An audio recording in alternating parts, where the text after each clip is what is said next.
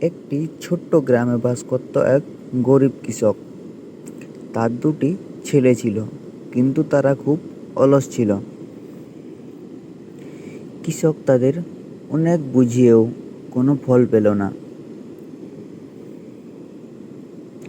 একদিন কৃষক অসুস্থ হয়ে পড়লেন। তিনি ছেলেদের কাছে এসে বললেন, বাবা, জমিতে একটি গুপ্তধন পোঁতা আছে। আমি মারা গেলে তোমরা খুঁজে নিও। এই বলে কৃষক মারা গেলেন। ছেলে দুটি বাবার কথা অনুযায়ী জমি খুঁড়তে শুরু করলো। তারা পুরো জমি খুঁড়ে ফেলল, কিন্তু কোনো গুপ্তধন পেল না।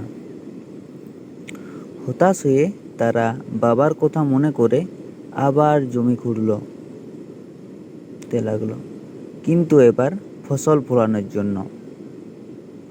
তারা জমিতে বীজ রোপণ করলো, জল দিল, সার দিল।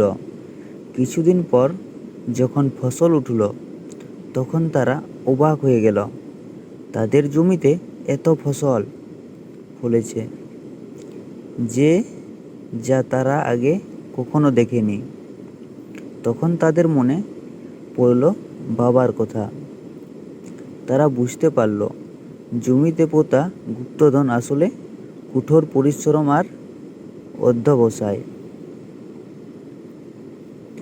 এই গল্প থেকে আমরা শিক্ষা পাই যে অলসতা না করে পরিশ্রম করলে জীবনে সাফল্য আসবেই।